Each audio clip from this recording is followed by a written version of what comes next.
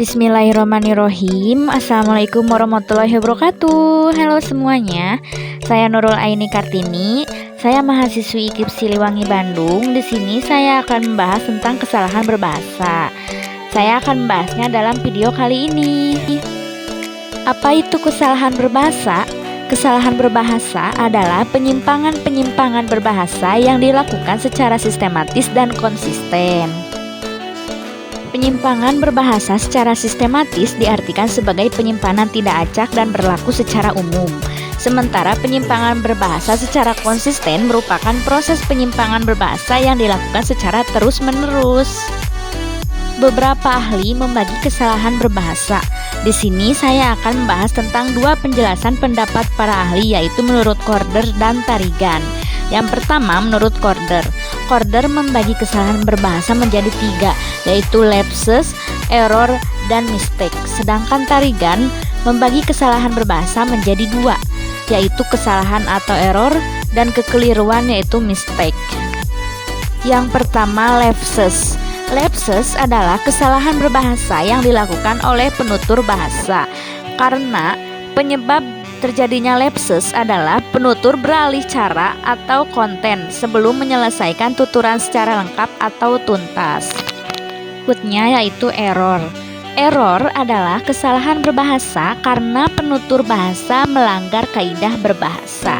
Penutur bahasa sudah memiliki kaidah bahasa sebelumnya, namun kaidah yang dikuasai selama ini berbeda dengan kaidah bahasa yang sedang dipelajarinya. Selanjutnya, mistake. Mistake adalah kesalahan berbahasa karena penutur bahasa salah memilih kata atau ungkapan pada situasi tertentu. Sekarang kita akan membahas tentang kesalahan berbahasa menurut Tarigan, yaitu kesalahan atau error. Kesalahan berbahasa bersumber pada kompetensi, artinya penutur bahasa itu belum memiliki kompetensi atau pengetahuan tentang bahasa itu sendiri. Nah, dari penjelasan ini saya akan membahas tentang kategori sudut pandang antara kesalahan berbahasa. Kategori yang pertama yaitu kategori sifat. Dalam kategori sifat, kesalahan berbahasa terjadi secara sistematis dan berlaku secara umum.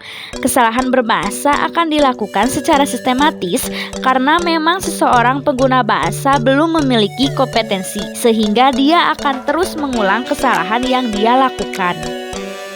Dalam bentuk durasi, kesalahan berbahasa bersifat permanen. Dikatakan bersifat permanen karena pada kesalahan berbahasa, seseorang pengguna bahasa itu tidak mengetahui bahwa dirinya salah. Dia akan terus melakukan kesalahan. Dalam kategori selanjutnya yaitu kategori solusi. Solusi kesalahan berbahasa adalah meningkatkan kompetensi, seperti menambah pengetahuan dengan cara membaca atau bertanya pada pihak lain yang memiliki pemahaman hal tersebut. Maka pengguna bahasa harus mengupgrade kebahasaannya berupa untuk mencari tahu hal-hal yang salah, hal-hal yang dia belum ketahui dalam bahasa. Nah, di sini saya akan memberi contoh tentang kesalahan berbahasa di lingkungan, seperti kesalahan pada tanda baca dan huruf kapital. Contohnya pada gambar berikut, yang seharusnya dalam kata nama bank tersebut memakai huruf kapital. Jadi bisa kita simpulkan bahwa bahasa Indonesia merupakan bahasa resmi di Indonesia, sekaligus sebagai bahasa persatuan. Dengan bahasa Indonesia, orang dari Sabang sampai Merauke juga berbeda suku bisa saling berkomunikasi. Selain itu, bahasa Indonesia juga merupakan salah satu unsur kekayaan budaya bangsa.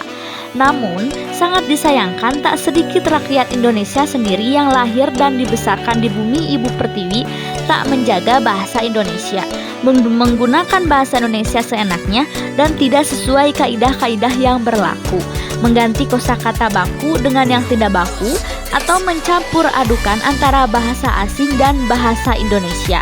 Akibatnya, muncul berbagai kesalahan dalam bahasa Indonesia yang sudah ditoleransi oleh masyarakat, sudah dianggap biasa, atau bahkan sedikit sekali orang yang tahu kalau kebiasaan tersebut salah.